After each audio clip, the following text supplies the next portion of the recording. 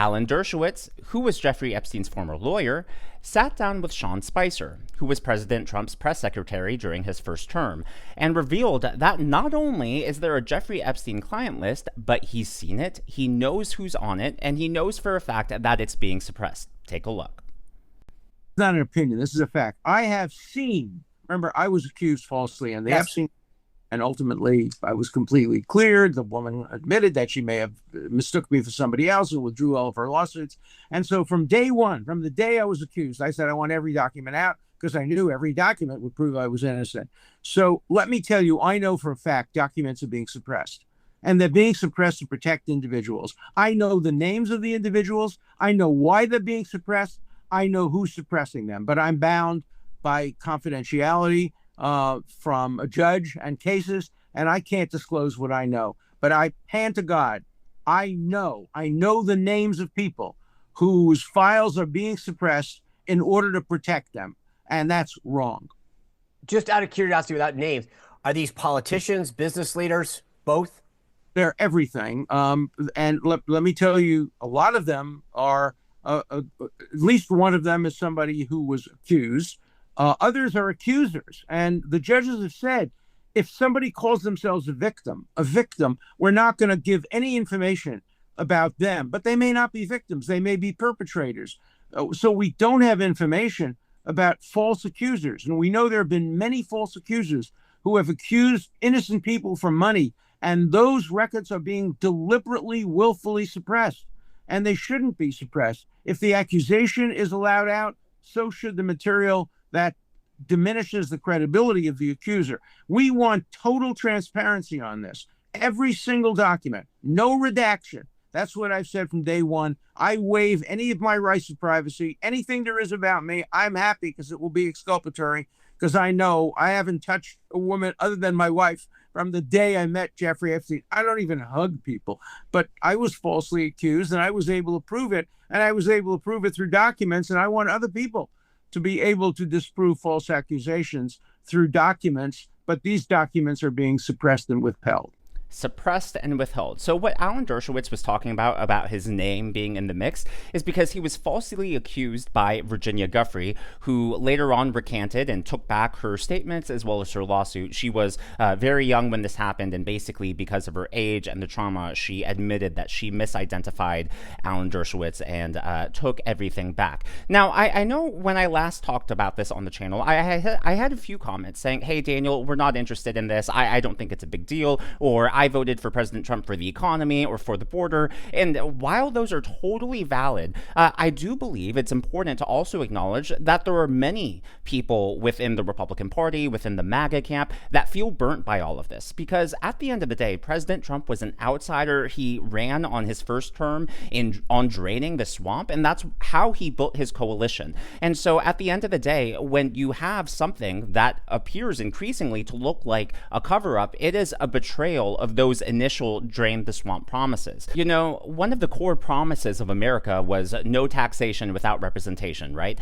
And while it's a catchy slogan, I don't think it's as much about taxation as much as it is about the principle of there should be no difference between those who govern and the governed, right? There shouldn't be a difference between the elites, the Beltway, Silicon Valley versus the rest of us. In other words, there should be equality under the law, all face the same legal justice system. And so when you start making excuses for, well, the people on the list, if it came out, it would be too damaging, it would ruin the credibility of the United States or Silicon Valley business leaders, I don't think that's what the founding fathers intended when they built our justice system. Now, if you believe that there's no cover-up, more power to you. And if you believe the official line that's coming from the White House, hey, that's your right. But I think for people who are struggling here with the discrepancies and the about-face that has come from people like Pam Bondi, I don't think that it's fair to criticize those people and say, well, you're just up in arms about nothing. And in fact, the polling is already showing some of this. Now, I know a lot of people don't trust the polls,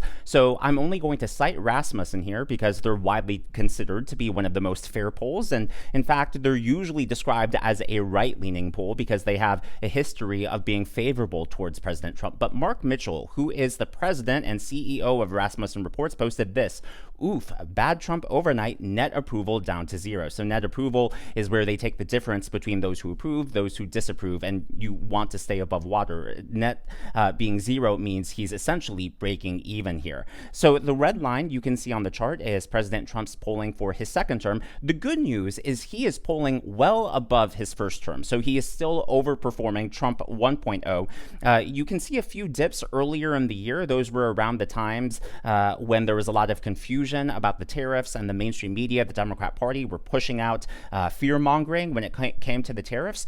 But you can see it went up, and then all of a sudden there's this gradual decrease and then a sharp downtick. And all of that really started last week when President Trump started openly exploring amnesty options during a rally, I believe it was in Iowa, and then now this Epstein thing. And then if we take a look at the approval index, which takes a look at those who strongly approve versus those who strongly disapprove, President Trump is actually now down 9 points. So they take a look, not just approve or disapprove, but those who are really firm in those camps. And that is the worst it's been so far in his second term. Now, all of that to say, I believe part of this is because people who view this as a cover-up think it is a betrayal of that drain the swamp outsider promise, right? Now, does that mean I'm suddenly anti-Trump or am regretting my vote for President Trump? No, of course not. It's sort of like a marriage or any sort of a relationship. Whenever there's a breach of trust, it doesn't mean you're automatically headed for divorce. It doesn't mean that you've fallen out of love. But instead, whenever there is that breach of trust, you want more understanding. And that's the time for more transparency, more communication,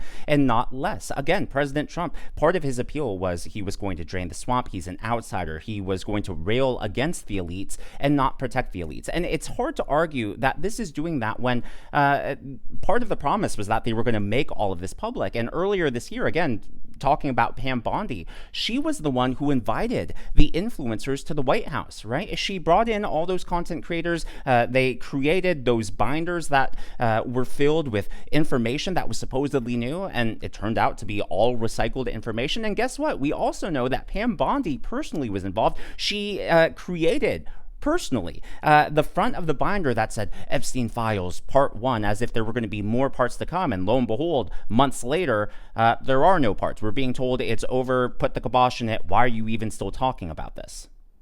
I was at the White House that day when Pam Bondi gave out those white binders. I was one of the ones who received that binder. So when you say before I'm invested in this, yeah, I am invested in this because what she did made me look like I was adding to some kind of clickbait weirdo influencer thing online, which I don't do. People that watch me know I'm very prudent. I don't engage in hot takes. And I gave her the benefit of the doubt. You give the benefit of the doubt to people on your own side. I thought, okay, I don't know why she gave us those binders if she didn't have good stuff in those binders, but she said there was another story. A whistleblower told her there were truckloads of documents. Hopefully she'll produce. And I gave her time. I was patient. I gave her the benefit of the doubt. But here's the thing, Chris. That day in the White House, Pam Bondi bragged about making that cover sheet on that binder that you're showing on the screen. That cover sheet that reads the most transparent administration in history, Epstein Files Phase 1. She told us she made that. She printed it. She put it in that binder. How can you square that behavior with what she posted on the Department of Justice website on Sunday saying, actually, there's nothing here? And it's not just that, it was also the video and how that was rolled out. Look, even if everything they're saying is true, you can't argue that the rollout was bad, and the rollout is just a bad look. And instead of being defensive and saying, why are you still talking about that? The right response should be, hey, we're sorry, we'll take accountability, let us explain what went wrong here. Because, look, they should have been more transparent, more upfront when they uploaded the video. They should have said, hey, it's missing a minute, we know it's missing a minute, it, but instead they let the public find that out. That is a bad look all around. Again, using a relationship or a marriage as an analogy. Let's say you're a guy and you buy a diamond bracelet for your mom for Mother's Day. Well, you might want to tell your wife that in case she finds the receipt or she finds it on your credit card or debit card statement, right? If you tell your wife up front, hey, I bought my mom a diamond bracelet for Mother's Day, I just want to thank her for being a great mother, then your wife is going to be like, oh, I totally understand. But let's say you don't tell your wife and your wife has to find that out on her own. There is going to be some level of distrust there. Yes, it can be patched up with communication, but again, it takes communication, it takes transparency to bridge that gap. And if it's not addressed, then that's where doubt seeps in and it can rot the foundation of trust. And I don't want that to happen for this administration. Now, there is some interesting news because Tom Fitton, who is the president of Judicial Watch, has sued, and he's also put in multiple FOIA requests for these documents, and he went on Fox News, Laura Ingraham, to give some updates on that. Tom, he sounded pretty definitive there, so what changed? I think they decided for political purposes they didn't want to include the individuals who are on these lists and put them in the public domain. And they were concerned that some of them may not have done something warranting the disclosure. I mean, that's the most charitable interpretation. You know, but there is a list. There's no doubt. I mean, they talk about in the memo they wrote, well, there's no incriminating client list. Well, what does that mean? I want the non-incriminating client list. And of course, a client list is a term of art, right? Where are his associates? Where is the list of contacts? You know, and we asked under our FOIA lawsuit, Pam Bondi, give us the documents that you say you were looking at. Give us documents about the release of these documents. You said the FBI was obstructing the release. They came back to us and said, we have nothing. And what's really interesting is that after his appearance, Tom Fitton went on the record to also say that the DOJ is saying that they're still reviewing many of the documents in the case. So if the case is over, if it's shut, and if we're being told to just get over it because why is anyone still talking about that guy, then why is the DOJ still reviewing cases in the background? Just doesn't make sense on the surface. There is one more point I would like to make, but first I would like to acknowledge Ding Xiaoping as the member of today's Governor's Club. Again, these are people who have given tips and super thanks to the channel. Thank you so much. One last final point is, if there is no list, if there were no clients or anything like that, nothing to be exposed, then why is Ghislaine Maxwell in jail? And take a look at what one of the victims said, because it also proves that it's impossible for it to have just been Jeffrey Epstein. This was when Ghislaine Maxwell was being sentenced. I have spent the last 17 years in my own prison for what she, Jeffrey, and all the co-conspirators did to me. I was raped repeatedly. I was raped 3 times a day sometimes. And I was not the only girl on that island. There was a constant stream of girls being raped over and over and over again.